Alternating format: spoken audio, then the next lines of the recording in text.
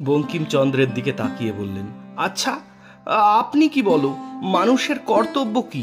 বঙ্কিমচন্দ্র বললেন, আগে তা যদি বলেন তাহলে আহার, নিদ্রা ও মৈথুন। ঠাকুর শ্রীরামকৃষ্ণ বিরক্ত হয়ে, তুমি তো বড় ছেঁচড়া হে, তুমি যা দিন রাত করো তাই তোমার মুখে বেরুচ্ছে। লোক যা খায় তার ঢেকুর উঠে, মূলো খেলে মূলোর ঢেকুর উঠে। কামিনী কাঞ্চনের ভিতর রাত দিন রয়েছ, আর ওই কথাই মুখ দিয়ে বেরুচ্ছে। আপনারা শুনছেন শ্রীমকথিত শ্রী শ্রী রামকৃষ্ণ কথামৃত। ঠাকুর শ্রী শ্রী রামকৃষ্ণ পরমহংসদেব এবং সাহিত্য সম্রাট বঙ্কিমচন্দ্রের মধ্যে যে একবার মাত্র সাক্ষাৎকার ঘটেছিল তার আলোচনা করা হচ্ছে। আজ শনিবার, ইংরেজি 6 ডিসেম্বর 1884 খ্রিস্টাব্দ। ঠাকুর শ্রী শ্রী রামকৃষ্ণ পরমহংসদেব শ্রীযুক্ত অধরলাল সেনের বাড়িতে এসেছেন। অধর ভারী ভক্ত, তিনি ডেপুটি ম্যাজিস্ট্রেট। তার বয়স 29-30 হবে। ঠাকুর তাকে খুব ভালোবাসেন। অধরেরও কি ভক্তি! সমস্ত দিন অফিসের খাটুনির পর প্রায় প্রতিদিনই ঠাকুর শ্রীরামকৃষ্ণকে দর্শন করতে যান। তার বাড়ি শোভাবাজার বেনেটোলা। সেখান থেকে দক্ষিণেশ্বর কালীবাড়িতে ঠাকুরের কাছে গাড়ি করে যেতেন। এইভাবে প্রতিদিন প্রায় 2 টাকা গাড়ি ভাড়া দিতেন। কেবল ঠাকুরকে দর্শন করবেন, এই আনন্দ। তার শ্রীমুখের কথা শুনবেন, পৌঁছিয়েই ঠাকুরকে ভূমিষ্ঠ হয়ে প্রণাম করতেন। অধর ঠাকুরকে প্রায়ই শোভাবাজারের বাড়িতে নিয়ে যেতেন। ঠাকুর আসলে সেখানে উৎসব পড়ে যেত। ঠাকুর শ্রীরামকৃষ্ণ তার বাড়িতে এসেছেন, আজও উৎসব হবে। ঠাকুরও আনন্দময় ও ভক্তেরা আনন্দে পরিপূর্ণ। অধর নিজে ডেপুটি ম্যাজিস্ট্রেট। তিনি তার কয়েকটি বন্ধু ডেপুটি ম্যাজিস্ট্রেটকে নিমন্ত্রণ করে এনেছেন। তারা নিজে ঠাকুরকে দেখবেন ও বলবেন যথার্থই তিনি মহাপুরুষ কিনা। অধরবাবু বললেন, মহাশয়, ইনি ভারী পণ্ডিত, ইনি বই লিখেছেন, আপনাকে দেখতে এসেছেন। এনার নাম বঙ্কিমচন্দ্র চট্টোপাধ্যায়। ঠাকুর শ্রীরামকৃষ্ণ বললেন, বঙ্কিম, তুমি আবার কার ভারে বাঁকা গো? বঙ্কিমচন্দ্র বললেন, আর মহাশয়, জুতোর চোটে, সাহেবের জুতোর চোটে বাঁকা। সকলেই হাসতে লাগলেন। ঠাকুর বললেন, না গো, শ্রীকৃষ্ণ প্রেমে বঙ্কিম হয়েছিলেন, শ্রীমতীর প্রেমে ত্রিভঙ্গ হয়েছিলেন। কৃষ্ণরূপের ব্যাখ্যা কেউ কেউ করে শ্রীরাধার প্রেমে ত্রিভঙ্গ। কালো কেন জানো? যতক্ষণ ঈশ্বর দূরে ততক্ষণ কালো দেখায়। যেমন সমুদ্রের জল দূর থেকে নীলবর্ণ দেখায়, সমুদ্রের জলের কাছে গেলে ও হাতে করে তুললে আর কালো থাকে না, তখন খুব পরিষ্কার সাদা।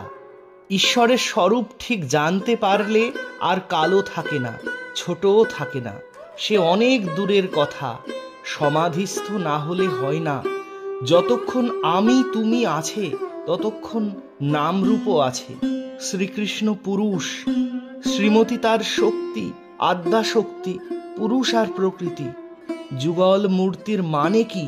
পুরুষ আর প্রকৃতি অভেদ, তাদের ভেদ নেই। পুরুষ প্রকৃতি না হলে থাকতে পারে না, প্রকৃতিও পুরুষ না হলে থাকতে পারে না। যেমন অগ্নি আর দাহিকা শক্তি, তাই যুগল মূর্তিতে শ্রীকৃষ্ণের দৃষ্টি শ্রীমতীর দিকে ও শ্রীমতীর দৃষ্টি শ্রীকৃষ্ণের দিকে। শ্রীমতীর পায়ে নূপুর, তাই শ্রীকৃষ্ণ নূপুর পড়েছেন। অর্থাৎ প্রকৃতির সঙ্গে পুরুষের অন্তরে বাহিরে মিল। এই কথাগুলি সমস্ত শেষ হলো।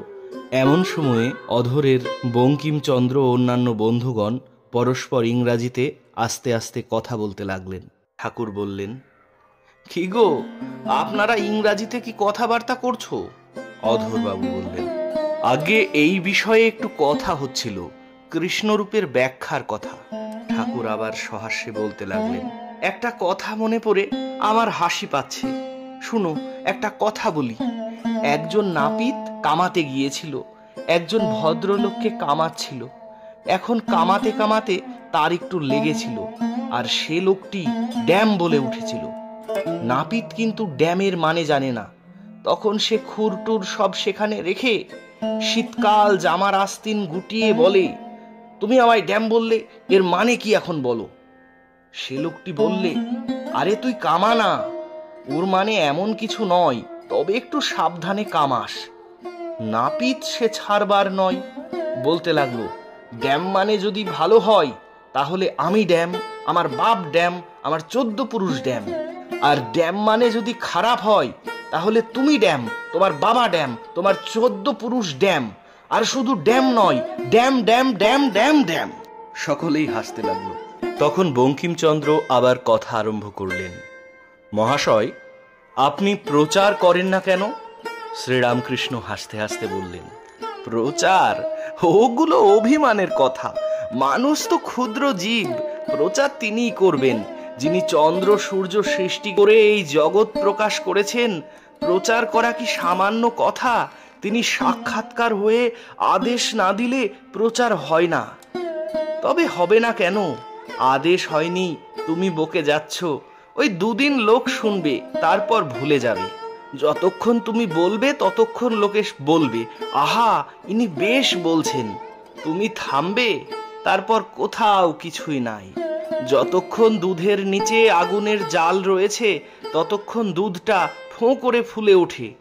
জালও টেনে নিলে আর দুধও যেমন তেমনি কমে গেল। আগে সাধন করে নিজের শক্তি বাড়াতে হয়, তা না হলে প্রচার হয় না। আপনি শুতে স্থান পায় না, শঙ্করাকে ডাকে। ও দেশে হালদার পুকুরের পাড়ে রোজ বাহ্যে করে যেত। লোকে সকালে এসে দেখে গালাগালি দিত। লোক গালাগালি দেয়, তবু বাহ্যে আর বন্ধ হয় না। শেষে পাড়ার লোক দরখাস্ত করে কোম্পানিকে জানালো। তারা একটি নোটিশ মেরে দিল, এখানে বাহ্যে প্রস্রাব করিও না, করিলে শাস্তি পাইবে। তখন একেবারে সব বন্ধ, আর কোনো গোলযোগ নাই। কোম্পানির হুকুম সকলের মানতেই হবে। তেমনি ঈশ্বর সাক্ষাৎকার হয়ে যদি আদেশ দেন তবেই প্রচার হয়, লোক শিক্ষা হয়, তা না হলে কে তোমার কথা শুনবে? এই কথাগুলি সকলে গম্ভীরভাবে স্থির হয়ে শুনতে লাগলেন।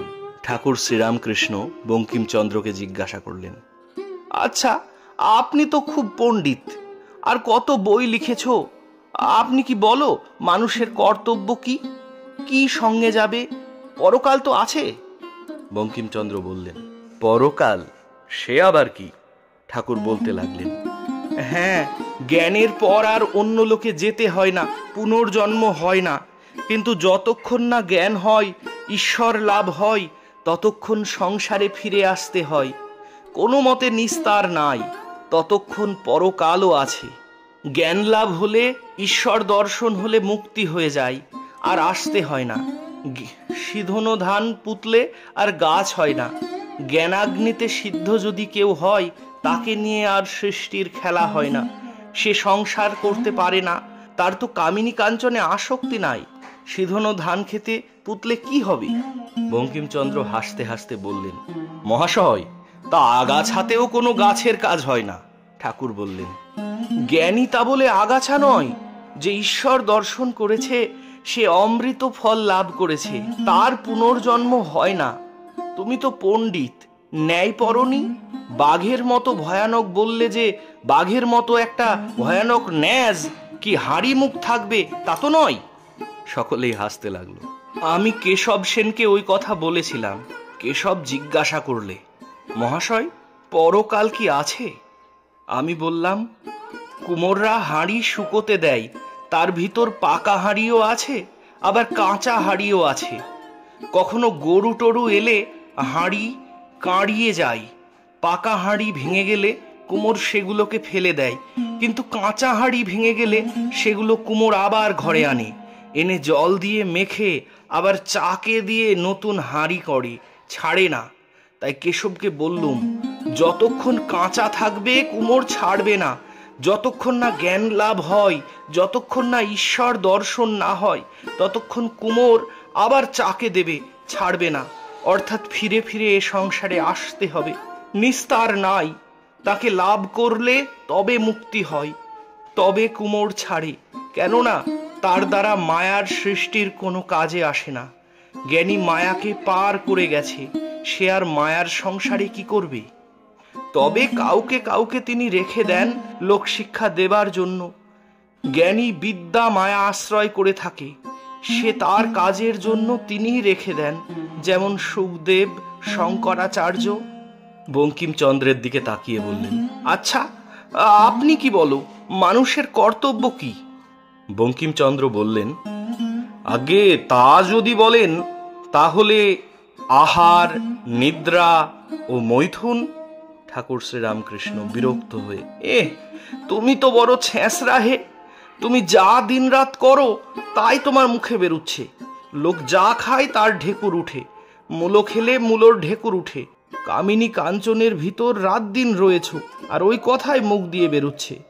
কেবল বিষয় চিন্তা করলে পাটোয়ারি স্বভাব হয়, মানুষ কপট হয়।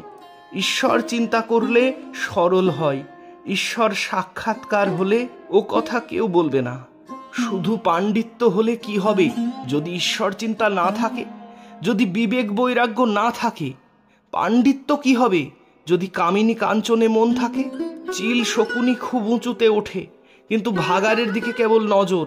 পণ্ডিত অনেক বই শাস্ত্র পড়েছে, শ্লোক ঝাড়তে পারে, কি বই লিখেছে, কিন্তু মেয়ে মানুষে আসক্ত, টাকা, মান, সার বস্তু মনে করেছে। সে আবার পণ্ডিত কি? ঈশ্বরে মন না থাকলে পণ্ডিত কি? যারা কিন্তু ঈশ্বর চিন্তা করে, বিষয়ে আসক্তি, কামিনী কাঞ্চনে ভালোবাসা চলে যাবার জন্য রাত দিন প্রার্থনা করে, যাদের বিষয় রস তেতো লাগে, হরি পাদপদ্মের সুধা বই আর কিছু ভালো লাগে না, তাদের স্বভাব যেমন হাঁসের স্বভাব। হাঁসের সম্মুখে দুধে জলে দাও, জল ত্যাগ করে দুধ খাবে। আর হাঁসের গতি দেখেছ? একদিকে সোজা চলে যাবে। শুদ্ধ ভক্তের গতিও কেবল ঈশ্বরের দিকে, সে আর কিছু চায় না, তার আর কিছু ভালো লাগে না। বঙ্কিমের দিকে কোমলভাবে বললেন, আপনি কিছু মনে করো না। বঙ্কিমচন্দ্র বললেন, আগে মিষ্টি কথা শুনতে আসেনি জানি। ঠাকুর আবার বললেন, কামিনী কাঞ্চনী সংসার, এরই নাম মায়া। ঈশ্বরকে দেখতে চিন্তা করতে দেয় না। দু একটি ছেলে হলে স্ত্রীর সঙ্গে ভাই ভগ্নির মতো থাকতে হয়, আর তার সঙ্গে সর্বদা ঈশ্বরের কথা কইতে হয়। তাহলে দুজনেরই মন তার দিকে যাবে আর স্ত্রী ধর্মের সহায় হবে। পশুভাব না গেলে ঈশ্বরের আনন্দ আস্বাদন করতে পারে না। ঈশ্বরের কাছে প্রার্থনা করতে হয় যাতে পশুভাব যায়। ব্যাকুল হয়ে প্রার্থনা, তিনি অন্তর্যামী, শুনবেনই শুনবেন যদি আন্তরিক হয়। আর কাঞ্চন, আমি পঞ্চবটির তলায় গঙ্গার ধারে বসে টাকা মাটি, টাকা মাটি, মাটি টাকা, টাকায় মাটি বলে জলে ফেলে দিছিলুম। বঙ্কিমচন্দ্র বললেন, টাকা মাটি? মহাশয়, 4টে পয়সা থাকলে গরিবকে দেওয়া যায়। টাকা যদি মাটি হয় তাহলে দয়া পরোপকার করা হবে না? ঠাকুর বললেন, দয়া পরোপকার? তোমার সাধ্য কি যে তুমি পরোপকার করো? মানুষের এত নপর চপর, কিন্তু যখন ঘুমোই তখন যদি কেউ দাঁড়িয়ে মুখে মুতে দেয় তা টের পায় না, মুখ ভেসে যায়।